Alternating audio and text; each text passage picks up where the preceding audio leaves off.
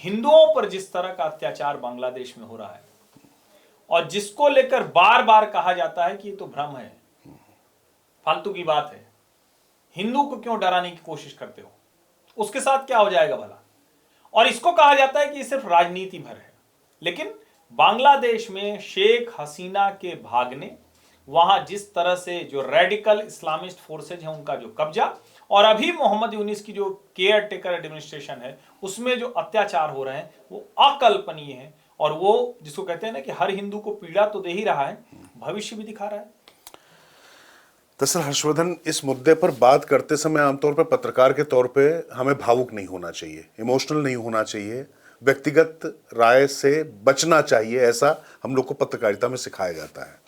लेकिन मुझे एक सादत हसन मंटो थे, याद है आपको? उनका एक डायलॉग था, वो मुझे याद आ रहा है। अब वो तो खैर फिल्म थी, तो फिल्म में उन्होंने कह दिया, उन्होंने कहा कि भाई तू तो मुसलमान है नहीं, तू क्यों भाग के पाकिस्तान जा रहा है? तो बोला कि इतना मुसलमान तो हूं कि मारा जा सकता हूं।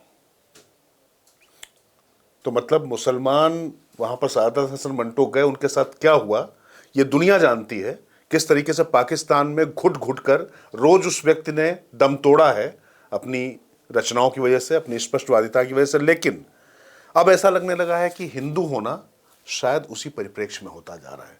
हिंदुओं की जान की कोई कीमत नहीं है। दरअसल मैं सच बता रहा हूं कि ये सब कहते हुए मेरा कलेजा कांपता है और खराब लगता है कि इस तरीके की बातें नहीं करनी चाहिए।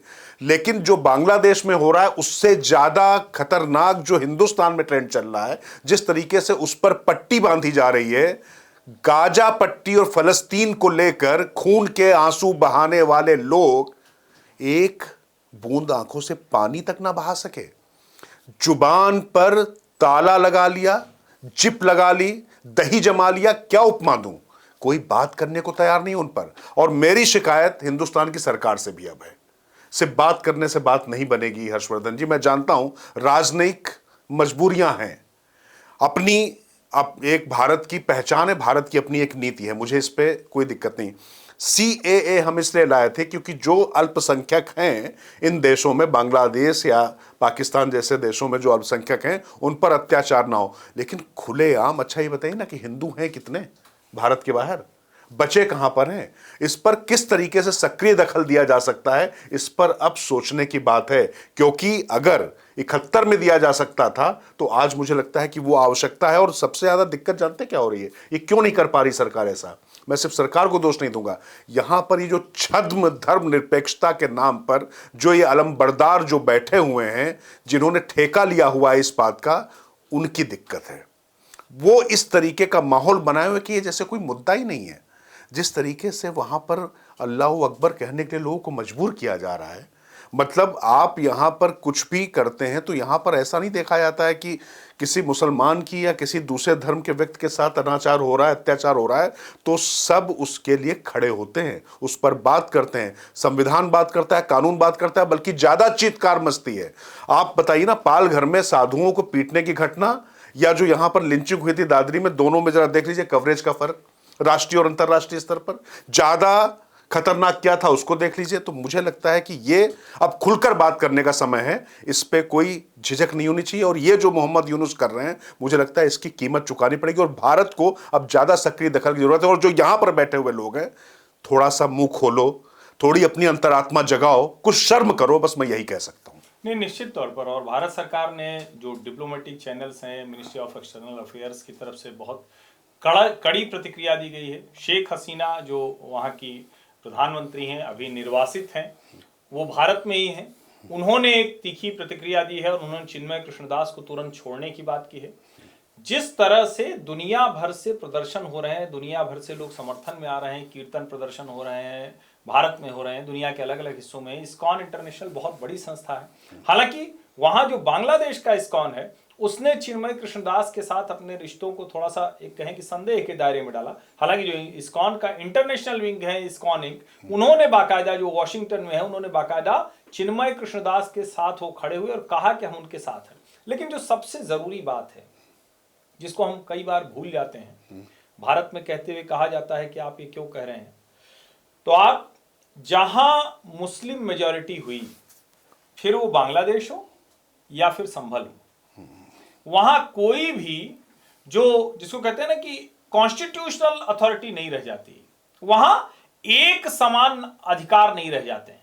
और बांग्लादेश की घटना पर हम उम्मीद कर रहे हैं कि जब 20 जनवरी को ट्रंप अपने ऑफिस में आ जाएंगे तो शायद उस पर तीखी प्रतिक्रिया देंगे, कड़ाई से बात करेंगे, क्योंकि यह आरोप लगता है कि डीप स्टेट जो अमेरिका का है उसने ही मोहम्मद यूनुस को वहां स्थापित कराया है।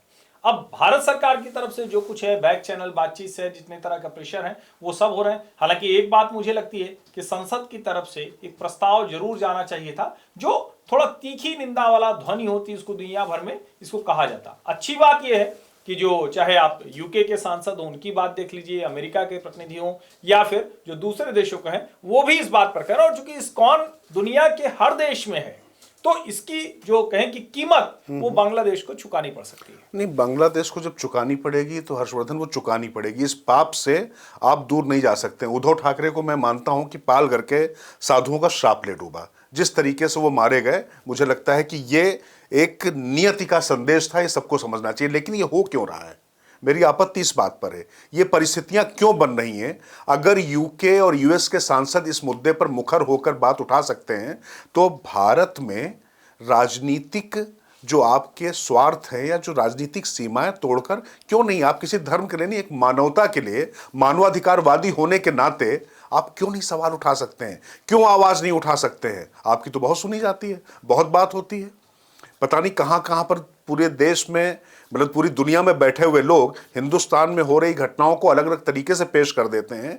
ये सब कहां चले जाते हैं लोग। ये एक वर्ग तो इसको समझिए कि अगर भगवा तो वहां उनका विचार बदल जाता है, वहां वो एकदम से ही उसके खिलाफ खड़े हो जाते हैं और ये वो छिपाते भी नहीं। इसीलिए जो आप कह रहे हैं कि जो इंटरनेशनली लिंक्ड मानवाधिकार या दुनिया भर के, उनका तो मानवाधिकार वो आतंकवादियों के लिए जागता है, अतिरेकियों के लिए जागता है, अपराधियों के लिए जागता है, लेकिन चिन्मय कृष्णदास के लिए नहीं जागता है। हम सब प्रार्थना करते हैं, उम्मीद भी करते हैं, भारत सरकार दबाव भी बनाए। और मैं ये मानता हूं कि संसद के इसी सत्र में एक प्रस्ताव भी आना चाहिए। जब सोमवार को संसद आए तो प्रस्ताव भी आना चाहिए जिसमें बांग्लादेश की जो कह की निंदा करना एक बात है, दुनिया के दूसरे देशों के साथ एक दबाव भी बनाना चाहिए जिससे चिन्मय कृष्णदास को छोड़ा जा सके, उनके जो साथी हैं पुजारी उनको छोड़ा जा सके।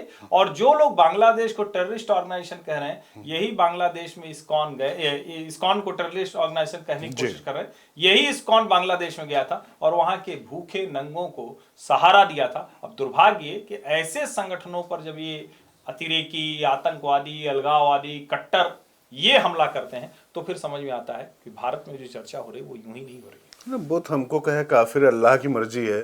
जमात जो है दूसरे को कहेगी टेररिस्ट ऑर्गेनाइजेशन, क्या मजाक चल रहा है। जमात इस्लामी जिसका आप समझिए ना कि समर्थन जो है लेकर केरल में वायनाड से चुनाव जीता जाता है, जिसमें एक प्रदेश का मुख्यमंत्री और जो सबसे बड़ा लिबरलों का एक सबसे बड़ा चेहरा होता है, वो इस तरीके से जो बात करता है, वो वहां पर आलोचना कर रहा है प्रियंका गांधी। मैं फिर इसलिए कह रहा हूं कि ये राजनीति में नहीं लाना चाहता हूं, लेकिन ये राजनीतिक कारणों से जो कुछ हो रहा है वो ठीक नहीं हो रहा है, ये आप तय मानकर चलिए। और मैं फिर कह रहा हूं कि भारत सरकार कड़ी निंदा तक सीमित ना रहे, थोड़ा आगे बढ़ो भैया, रिजल्ट लेकर आओ, अपनी ताकत दिखाओ, माइट दिखाओ। अगर अमेरिका पूरी दुनिया में अपनी बात मनवाने के लिए सक्षम हो सकता है तो आपके तो टुकड़ों पर कुछ, मैं नहीं कहना चाहता, आपकी तमाम चीजों पर आश्रित है बांग्लादेश। थोड़ा सा गर्दन पकड़िए, मरोड़िए, ये नहीं चलेगा, ये नहीं हो सकता है।